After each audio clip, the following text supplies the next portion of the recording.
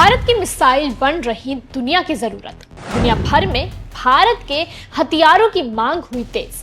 Philippines से लेकर Mauritius तक फैली भारत के हथियारों की मांग। जानिए किस मिसाइल की कितनी बड़ी है मांग।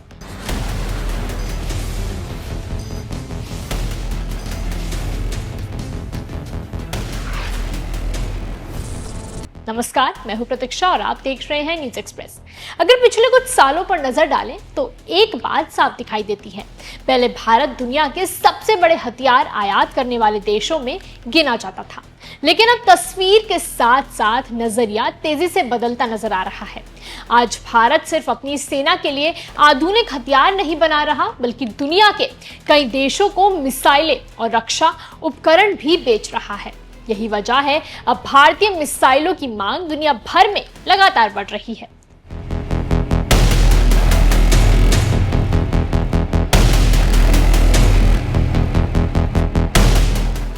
हाल ही में भारत और इंडोनेशिया के बीच एक बड़ा समझौता हुआ है। इस समझौते के तहत इंडोनेशिया ने भारत की ब्रह्मोस सुपरसोनिक क्रूज मिसाइल और अस्त्र एयर टू एयर मिसाइल खरीदने में रुचि दिखाई है। देखिए, BrahMos supersonic cruise missile Bharat का सबसे सफल रक्षा निर्यात है। जनवरी 2022 में फिलीपींस इसका सबसे पहला विदेशी खरीदार बना। इस मिसाइल की ध्वनि की गति से लगभग 3 गुना यानी मैच 2.8 से 3 तेज उड़ान भरने की और 450 किलोमीटर तक सटीक वार कर सकती है। फिर बात करें अस्त्र एयर टू एयर मिसाइल की, तो ये बियॉन्ड विजुअल रेंज यानी देखने वाले निशाने से कई किमी दूर मारक क्षमता वाली मिसाइल है। ये एक एयर टू एयर मिसाइल है। 100 किलोमीटर से अधिक दूरी तक दुश्मन के विमानों को मार गिराने में सक्षम है। ये सिर्फ एक हथियारों की डील नहीं है, बल्कि ये इस बात का संकेत है कि दुनिया अब भारत की रक्षा तकनीकी पर पहले से ज्यादा भरोसा कर रही है, जो कि काफी अच्छी बात है। अब सवाल है कि आखिर भारत की मिसाइलें इतनी पसंद क्यों की जा रही है। इसकी सबसे बड़ी वजह है उनकी आधुनिक तकनीक, सटीक निशाना और अपेक्षाकृत कम लागत। ब्रह्मोस दुनिया की सबसे तेज सुपरसोनिक क्रूज मिसाइलों में से एक मानी जाती है। ये बेहद कम समय में अपने लक्ष्य तक पहुंच सकती है और दुश्मनों के लिए इसे रोकना आसान नहीं होता। वहीं अस्त्र मिसाइल हवा में लंबी दूरी से दुश्मन के लड़ाकू विमान को निशाना बना सकती है। इसके अलावा आकाश एयर डिफेंस सिस्टम दुश्मन के विमान, ड्रोन और क्रूज मिसाइल को रोकने में सक्षम है। इसी वजह से फिलीपींस, वियतनाम, आर्मेनिया और अब इंडोनेशिया जैसे देश भारत की रक्षा प्रणालियों को अपनी सेना का हिस्सा बना रहे हैं। कई अन्य देश भी भारत के साथ बातचीत कर रहे हैं। इसका मतलब ये है कि भारत अब वैश्विक रक्षा बाजार में एक मजबूत खिलाड़ी बनता जा रहा है।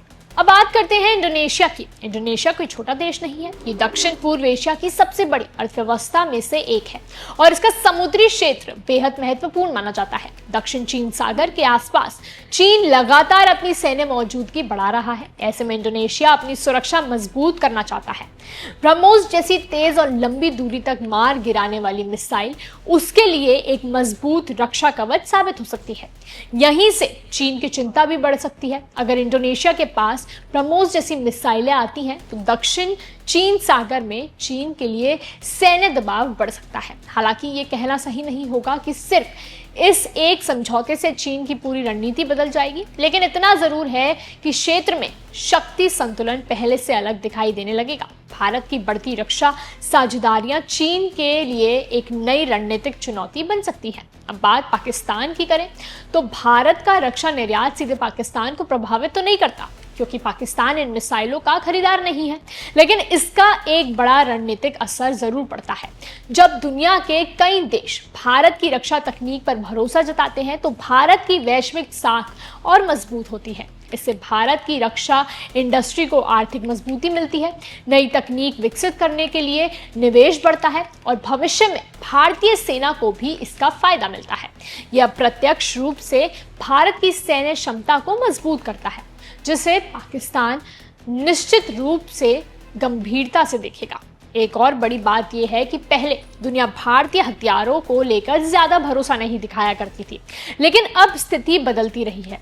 भारत 80 से ज्यादा देशों को अलग अलग रक्षा उपकरण, रडार, सैन्य वाहन, बुलेट प्रूफ जैकेट्स, डॉर्नियर विमान, इलेक्ट्रॉनिक सिस्टम और कई अन्य सैन्य उपकरण निर्यात कर रहा है। यानी भारत सिर्फ मिसाइलें ही नहीं बल्कि पूरे रक्षा इकोसिस्टम में अपनी मजबूत पहचान बना रहा है। सरकार का लक्ष्य ये भी काफी बड़ा है। आने वाले वर्षों में रक्षा उत्पादन और रक्षा निर्यात दोनों को कई गुना बढ़ने की योजना है।